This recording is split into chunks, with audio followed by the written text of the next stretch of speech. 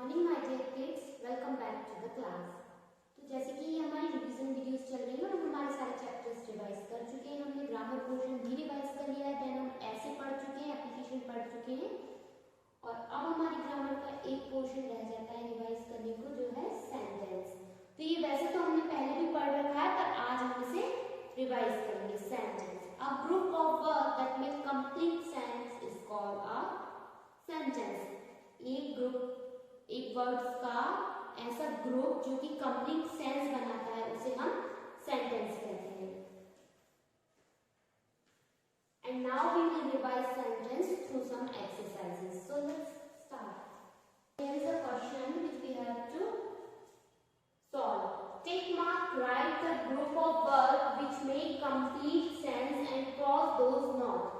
इनमें से ये ग्रुप ऑफ वर्ड्स दिए हुए हैं जो कंप्लीट सेंस बनाते हैं, प्रॉपर सेंटेंस है, उनके आगे हमें राइट मार्क करना है, और जो कंप्लीट सेंस नहीं दे रहे हैं उनके आगे क्रॉस मार्क करना है। तो फर्स्ट ऑफ ऑल जो कंप्लीट सेंटेंस होता है वो हमेशा कैपिटल लेटर से स्टार्ट होता है एंड देन लास्ट में उसके एक फुल स्टॉप होता है या कोई भी मार्क होता है, like exclamatory mark, question mark और फुल स्टॉप, कोई भी एक मार्क उसमें होता है। तो अब हम इसको स्टार्ट करते हैं। The first question, children learn their lesson.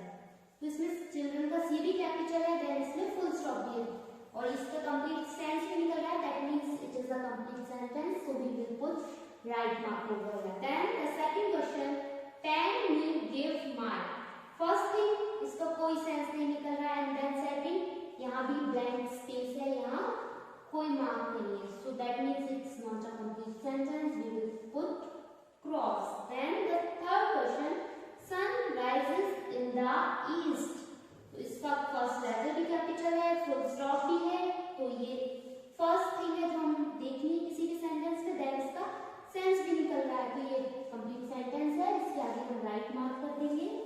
Then need help your, इसका कोई सेंस नहीं निकल रहा है और इसमें फुल स्टॉप भी नहीं है, तो हम यहाँ पर क्रॉस मार्क कर देंगे। Then the next question, me leave alone please. First thing तो ये स्मॉल लेटर से स्टार्ट है, सेकंड थिंग यहाँ कोई मार्क नहीं है एंड थर्ड थिंग इसका कोई सेंस नहीं निकल रहा, that means it's not a complete sentence, so we will put cross over here. Then the next question, Nirmal is a nice man. Nirmal एक अच्छा इंसान है, इसका फर्स्ट लेटर कैपिटल है, फुल स्टॉप है, इसका सेंस भी निकल रहा है, हमने अभी देखा निर्मल एक अच्छा इंसान है, that means it is a complete sentence, so we will put right over here. Then Ram goes to school. तो इसमें भी ये फर्स्ट लेटर कैपिटल है, फुल स्टॉप है और इसका सेंस निकल रहा है, राम स्कूल जाता है, that means it is a sentence, so we will put right over here. Then I don't need your help. मुझे तुम्हारी मदद नहीं चाहिए, फर्स्ट लेटर कैपिटल है एंड फुल स्टॉप है, that means it is a complete sentence, so we will put right over here. तो ये question है, एग्जाम में इस टाइप का क्वेश्चन अगर आता है तो आपको उस सेंटेंस के आगे जो कंप्लीट सेंटेंस है उसके आगे राइट मार्क, जो कंप्लीट सेंटेंस नहीं है उसके आगे क्रॉस मार्क लगाना है, तो ये चीज आपको याद है। The next question is, name the type of sentence choosing the correct option given in the bracket. तो ये जो सेंटेंस है इनका टाइप हमें बताना है और ब्रैकेट में ऑप्शंस दिए हुए हैं कौन सा टाइप है। So the first question, I drive a car. तो इस सेंटेंस में ये सिंपली ये डिक्लेयर कर रहा है कि मैं कार ड्राइव कर लेता हूँ, तो ये डिक्लेरेटिव सेंटेंस है, हम इस पर राइट मार्क करेंगे। बच्चा एग्जाम में आप आंसर कॉपी में उस सेंटेंस का टाइप लिखेंगे, तो आप यहाँ पर लिख देंगे declarative. Then the next, watch a beautiful flower. तो इस सेंटेंस में लास्ट में हमें एक्सक्लेमेशन मार्क दिख रहा है, दैट मींस ये एक्सक्लेमेटरी सेंटेंस है, तो सिंपली हम एक्सक्लेमेटरी पर मार्क कर देंगे। Then the next, do you take milk every day. तो हमें ये क्वेश्चन मार्क दिख रहा है, that means it is a interrogative sentence, so we will put right. The next, give me a pen. तो ये सिंपल है, ऑप्शन से इंपरेटिव सेंटेंस है, एक्सक्लेमेटरी, अगर एक्सक्लेमेटरी होता तो यहाँ पर एक्सक्लेमेशन मार्क होता, बट एक्सक्लेमेशन मार्क नहीं है, that means it is a imperative sentence. Question जब एग्जाम में आया उस तरह के सेंटेंस दिए हो तो आप पूरा सेंटेंस अच्छे से पढ़ेंगे, अगर लास्ट में क्वेश्चन मार्क है तो सिंपली आप बता देंगे इंटरोगेटिव है, एक्सक्लेमेशन मार्क है तो सिंपली बता दो एक्सक्लेमेटरी सेंटेंस है, बट अगर फुल स्टॉप होता है तो आपको थोड़ा देखना होगा कि वो सेंटेंस डिक्लेरेटिव सेंटेंस है या इम्परेटिव सेंटेंस है। तो सिंपल जब भी वो कोई चीज सीधा डिक्लेयर करता है, like I drive a car, I am going to school, इस तरह से तो वो डिक्लेरेटिव होगा। और वो इस तरह से स्टेटमेंट देता है गिव मी अ पेन, जिसमें कमांड है रिक्वेस्ट, तो वो इम्परेटिव सेंटेंस होगा। तो आपको बस इन दोनों में ध्यान रखना है। वैसे तो दोनों ऑप्शन साथ में दिए नहीं होंगे तो आपको कंफ्यूज होने की नीड नहीं, बट अगर साथ में दिए हो तो आपको ध्यान रखना है कौन सा सेंटेंस डिक्लेरेटिव है और कौन सा इम्परेटिव है। तो स्टूडेंट्स ये तो पढ़ा हमने सेंटेंस के बारे में, बस हम एक चीज और रिवाइज करेंगे, अनसीन पैसेज। एग्जांपल्स के लिए मैं कुछ अनसीन पैसेज और आपको रिवाइज करा। अब हम एक पैसेज पढ़ेंगे जो कि आप स्क्रीन पर देख रहे हो। सो let's start. Rico's class went to the school carnival today. It was a lot of fun. Rico won one prize. He won a toy car.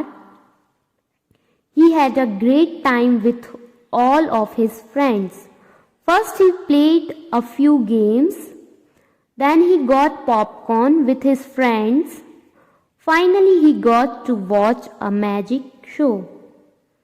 Rico can't wait to get home and tell his parents all about his fun day.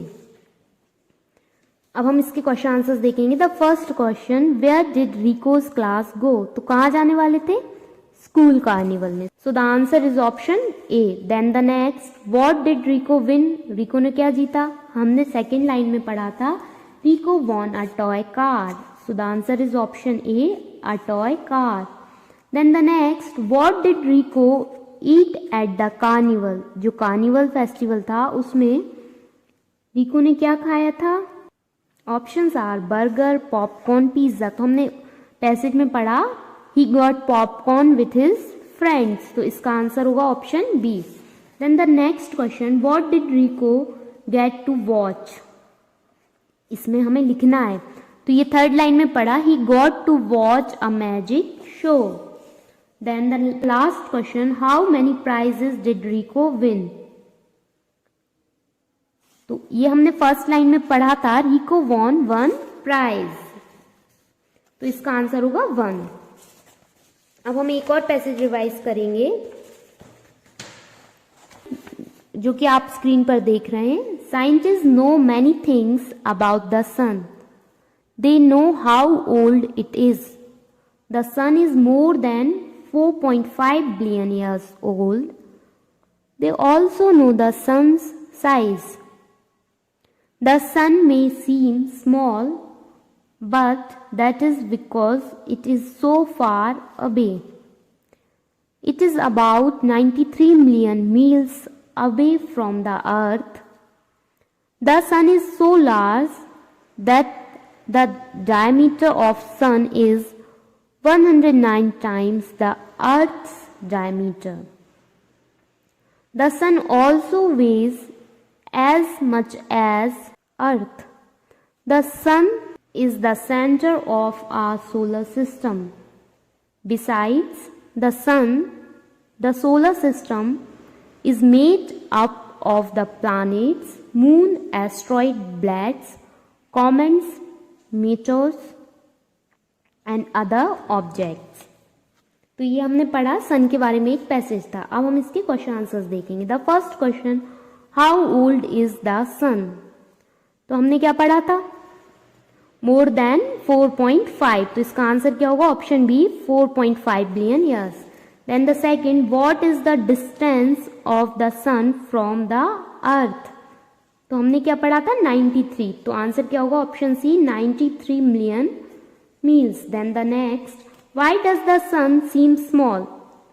सन छोटा क्यों दिखाई देता है? Because it is so far away. Third line में हमने ये पढ़ा था और ये सारे आपको आंसर्स खुद लिखने होंगे इस पैसेज में से ढूंढकर। Then the next, what is there at the centre of the solar system? Centre में क्या है सोलर सिस्टम के? फिफ्थ लाइन में पढ़ा था the sun is the centre of our solar system, तो ये इसका आंसर है। Then the last question, what is the solar system made up of? तो ये लास्ट में पढ़ा हमने, the solar system is made up of planets, moon, asteroid belt, metres and other object. तो ये लास्ट लाइन इसका answer होगी। तो इस तरह से ये पैसेज हमारे एग्जाम में आएंगे, इन्हें अच्छे से पढ़ना है और फिर इसका आंसर फिल करना है। और ये जितने भी अनसीन पैसेज मैंने आज कराए ये भी आप बहुत अच्छे से रिवाइज करेंगे, मे भी इनमें से कोई आपके एग्जाम में आ जाए।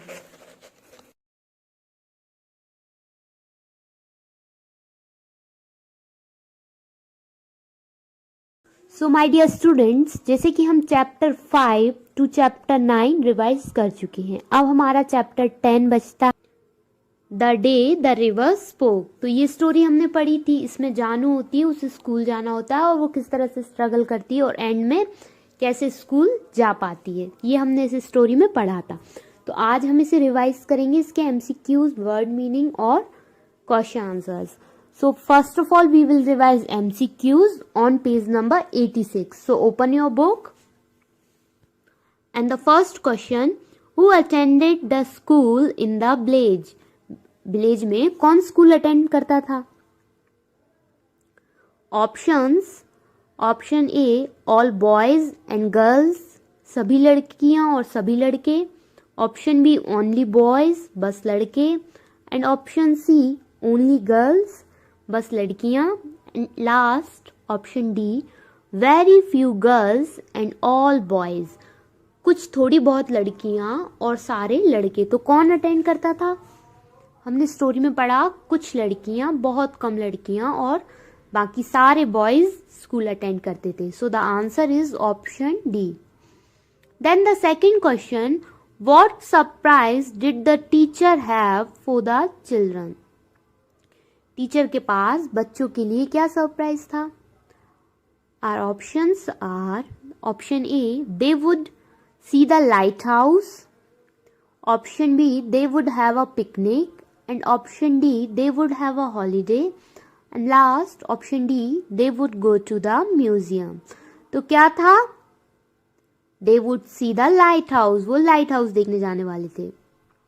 So the answer is option A. Then the next question, Janu wants to ... when she grows up.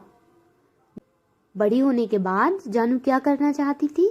Options, option A be a doctor and cure patients, option B be a teacher and teach girls, option C work in an office, then the last help mother at home. तो जानू बड़े होकर क्या करना चाहती थी? वो एक टीचर बनना चाहती थी और सभी लड़कियों को पढ़ाना चाहती थी। So the answer is option B, be a teacher and teach girls. Then the last question, what kind of a person was the village teacher? जो विलेज के टीचर थे वो किस टाइप के इंसान थे? And are options are, option A kind, option B understanding, option C rude, option D helpful, option E selfish and last shy. तो वो कैसे थे? वो बहुत काइंड थे, अंडरस्टैंडिंग भी थे और हेल्पफुल भी थे, बट वो रूड भी नहीं थे, शाय भी नहीं थे और सेल्फिश भी नहीं थे। तो इसमें हम एक से ज्यादा ऑप्शन चूज करेंगे।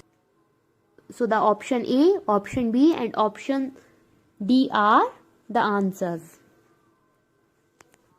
And now you can see here meanings which we will revise.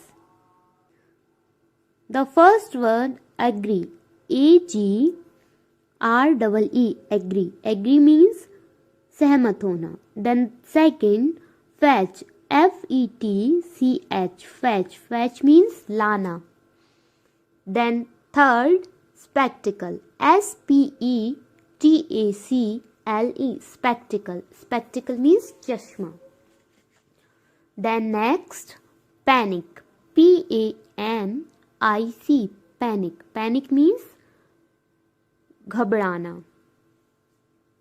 And last, excitement, E-X-C-I-T-E-M-E-N-T,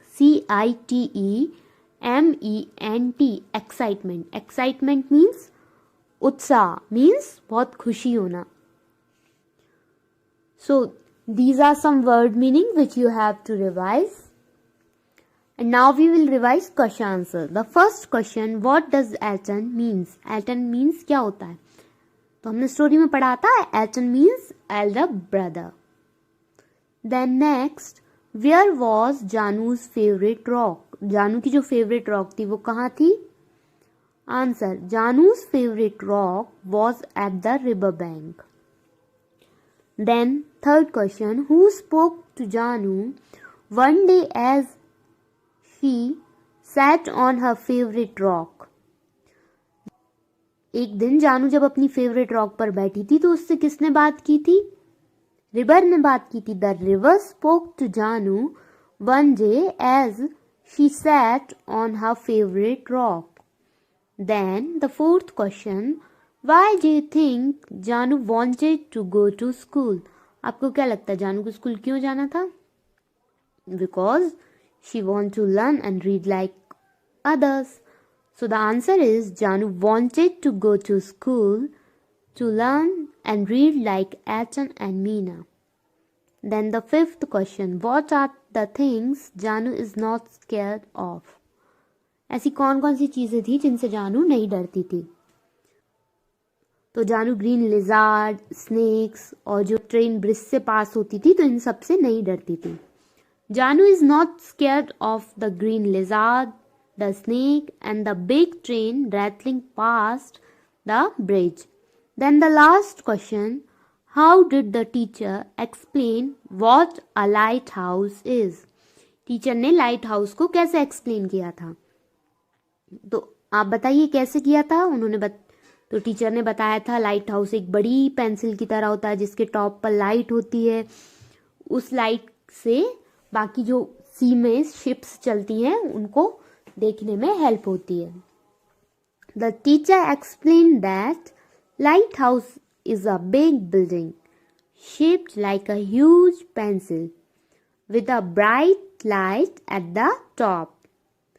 The light shines very far so that the ships at the sea can see it clearly and sail safely. So here the chapter is finished. अब हमने हमारे chapter 5 to chapter 10 revise कर लिए हैं. अब हमारा syllabus complete है. हमें जितना भी एग्जाम के लिए करना था हम सब कर चुके हैं. हमारा ग्रामर पोर्शन कंप्लीट है. रिटन पोर्शन हम पूरा कर चुके हैं. ऐसे एप्लीकेशन पैराग्राफ सब हम कर चुके हैं. अब आपको बहुत अच्छे से रिवीजन करना है. सारे सब्जेक्ट्स का अच्छे से रिवीजन करना है. So all the best. And now we will meet in our next video and talk about the exam pattern. Till then revise all the chapter and thank you for watching this video.